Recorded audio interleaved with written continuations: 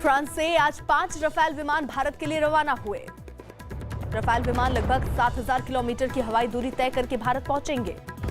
Rafale विमान बुधवार को अंबाला एयरबेस पर पहुंचेंगे। भारत ने चीन के 47 और ऐप को बैन कर दिया। खबर है, चीन एलएसी पर आधुनिक टैंक, मिसाइल, विमानों की तैनाती बढ़ा दी।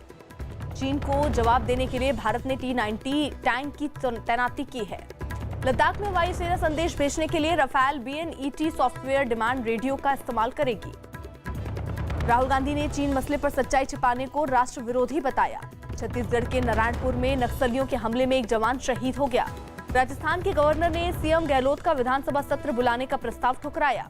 राज्यपाल ने सीएम गहलोत से पूछा, क्या वो फ्लोर टेस्ट कराना चाहते हैं। राजस्थान विधानसभा स्पीकर CP जोशी ने HC के आदेश के खिलाफ सुप्रीम कोर्ट में दायर अपनी याचिका वापस ली। राजस्थान के सीएम अशोक गहलोत ने विधायकों को बताया कि उन्होंने PM मोदी से राज्यपाल की शिकायत की। जयपुर में गहलोत समर्थक विधायकों ने प्रार्थना सभा की, अब राष्ट्रपति को ज्ञापन भेजा जाएगा। राजस्थान में 6 विधायकों के कांग्रेस में शामिल होने के मामले में BSP हाईकोर्ट पहुंची। राजस्थान के मुद्दे पर LG आवास का घेराव करने पहुंचे दिल्ली कांग्रेस अध्यक्ष को हिरासत में लिया गया। राजस्थान मामले पर चेन्नई में भी कांग्रेस ने राजभवन का घेराव किया। सुशांत सिंह राजपूत की खुदकुशी मामले में मुंबई पुलिस ने महेश भट्ट से 2.5 घंटे पूछताछ की। सीएम केजरीवाल ने मजदूरों से लौटने की अपील की और उनकी मदद के लिए पोर्टल लॉन्च किया। नेशनल वॉर मेमोरियल में इंडोनेशिया के रक्षा मंत्री ने शहीदों को नमन किया। CRPF के 82वें स्थापना दिवस के कार्यक्रम में गृह मंत्री अमित शाह के न जाने पर उनका संदेश पढ़ा गया। PM मोदी आज शाम 4:30 बजे ICMR की 3 लैब का उद्घाटन करेंगे। PM मोदी ने महाराष्ट्र के CM उद्धव ठाकरे को जन्मदिन की बधाई दी। जम्मू कश्मीर के पूर्व CM उमर अब्दुल्ला ने कहा, केंद्र शासित प्रदेश रहने तक विधानसभा चुनाव नहीं लड़ेंगे। प्रियंका ने बीजेपी पर कोरोना की बजाय सरकार गिराने में ज्यादा दिलचस्पी रखने का आरोप लगाया। धारा 370 पर उमर अब्दुल्ला के बयान पर केंद्रीय मंत्री मुख्तार अब्बास नकवी ने पलटवार किया। गुजरात के 912 तीर्थ स्थलों से मिट्टी राम मंदिर के लिए अयोध्या भेजी जाएगी। अयोध्या में रामलला के दर्शन करने के लिए समय में बदलाव किया गया। देश में कोरोना के मामले 14,35,000 से ज्यादा हो गए। देश में 24 घंटे में कोरोना के 49,931 मरीज सामने आए। देश में एक दिन में रिकॉर्ड 5,15,000 से ज्यादा कोरोना टेस्ट हुए। कोरोना की वजह से स्वास्थ्य सेवाएं नहीं मिल पाने से जुड़े मसले पर दिल्ली हाईकोर्ट ने सुनवाई बंद की। यूपी में एक दिन में रिकॉर्ड 1 लाख के पार कोरोना टेस्ट हुए। सीएम योगी ने यूपी में कोरोना के बढ़ते केस पर समीक्षा बैठक की। दिल्ली में डीजल के दाम बढ़ने पर कांग्रेस ने केंद्र पर सवाल उठाए। जम्मू कश्मीर के पुंछ में भारत ने पाकिस्तान की फायरिंग का तगड़ा जवाब दिया। महाराष्ट्र में 15 सितंबर तक सरकारी भर्ती पर रोक लगाई गई। मुंबई में शाम 5 बजे हाईटाइड की चेतावनी जारी की गई। नवी मुंबई में वाशी में बारिश की वजह से लंबा जाम लग गया।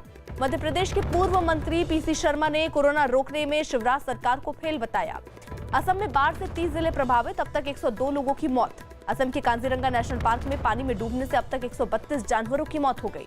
उत्तराखंड के पिथौरागढ़ में राहत का काम का जायजा लेने ADM पहुंचे थे, बाल बचे। उत्तराखंड के पिथौरागढ़ में लगातार हो रही तेज बारिश में 2 लोग लापता।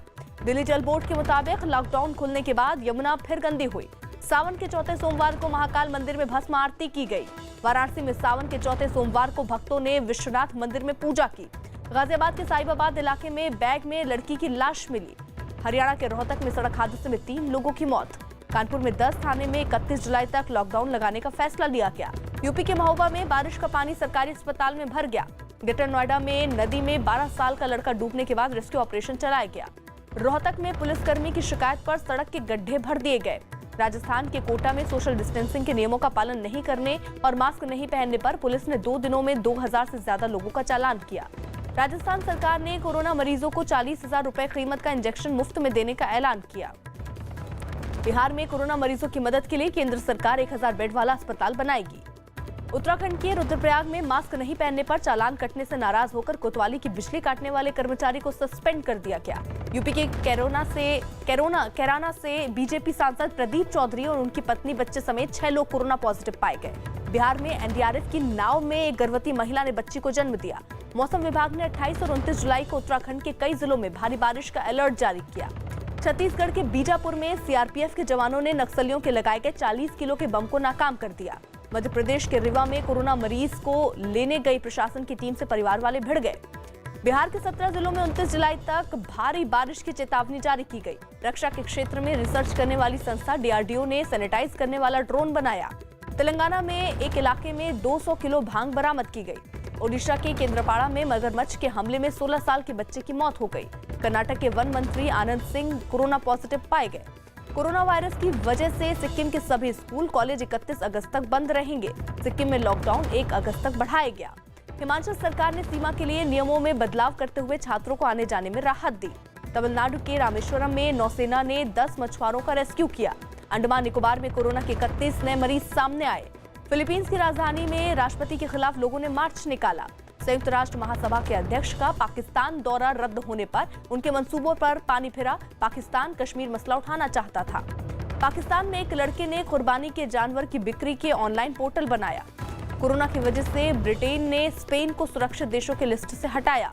शिकागो में कोरोना की वजह से बंद पड़ा स्टेडियम बेसबॉल मैच के साथ खुल गया। किम जोंग उन ने कोरियाई युद्ध के खत्म होने की 67वें वर्षगांठ मनाई। सेंट्रल अमेरिका के ग्वाटेमाला में ज्वालामुखी फटने की चेतावनी जारी की गई। भारी बारिश और बाढ़ से पाकिस्तान के कई इलाकों में भारी नुकसान हो गया। पाकिस्तान के बलूचिस्तान में बलोच संगठनों और सिंधी संगठनों के हाथ मिलाने के बाद चीन पाकिस्तान इकोनॉमिक कॉरिडोर पर खतरा बढ़ने की संभावना है। हज से पहले सऊदी अरब की मक्का मस्जिद में कोरोना वायरस से बचाने के लिए कई कर्मचारियों ने केमिकल का छिड़काव किया। अमेरिका के टेक्सास में पुलिस के खिलाफ प्रदर्शन के दौरान हुई फायरिंग में एक आदमी की मौत हुई। अमेरिका के टेक्सास में तट से हन्ना तूफान टकराया। आरबीआई गवर्नर शक्तिकांत दास ने अर्थव्यवस्था के लिए नीतिगत बदलाव को जरूरी बताया। आरबीआई रेपो रेट में 25 बेसिस पॉइंट की कटौती का ऐलान कर सकता है। भारत मालदीव की आर्थिक मदद करेगा, जल्द कोई ऐलान किया जा सकता है। गांवों के डाकघर में बचत खाते समेत सुविधाएं बढ़ी, अब शहर जाने की जरूरत नहीं पड़ेगी। रेलवे ने चीन को झटका देते हुए घरेलू उत्पादों का इस्तेमाल बढ़ाने पर समीक्षा की। युवराज सिंह ने संन्यास के 1 साल बाद अपने साथ गलत व्यवहार का आरोप लगाया। दुबई में 19 सितंबर से 8 नवंबर के बीच आईपीएल कराने की तैयारी, लेकिन अभी यूएई को आधिकारिक बातचीत का इंतजार है। 1983 की टीम इंडिया के भुगतान बिल को शेयर करते हुए रमीज रजा ने दावा किया कि उन्हें 5 टेस्ट और 6 वनडे के 55,000 रुपए मिले थे। महिला T20 वर्ल्ड कप को लेकर आईसीसी जल्द फैसला करेगी। बड़े भाई को कोरोना टेस्ट पर सौरभ गांगुली ने टेस्ट कराया, उनकी रिपोर्ट नेगेटिव। अक्षय कुमार की फिल्म बेल बॉटम की जल्द पूरी एहतियात के साथ शूटिंग शुरू होगी। तमिल अभिनेत्री विजयलक्ष्मी ने सुसाइड की कोशिश की, अब वो अस्पताल में भर्ती हैं। पूनम पांडे ने अपने दोस्त सैम बॉम्बे के साथ सगाई कर ली। कोरोना वायरस की वजह से अस्पताल में इलाज करवा रहे अमिताभ बच्चन ने एक वीडियो शेयर किया। कलर्स टीवी के कार्यक्रम खतरों के खिलाड़ी सीजन 10 का खिताब एक्टर करिश्मा तन्ना ने जीत लिया। मुंबई में बिजली का भारी भरकम बिल आने के बाद एक्टर दिव्या दत्ता ने एक ट्वीट कर नाराजगी जताई।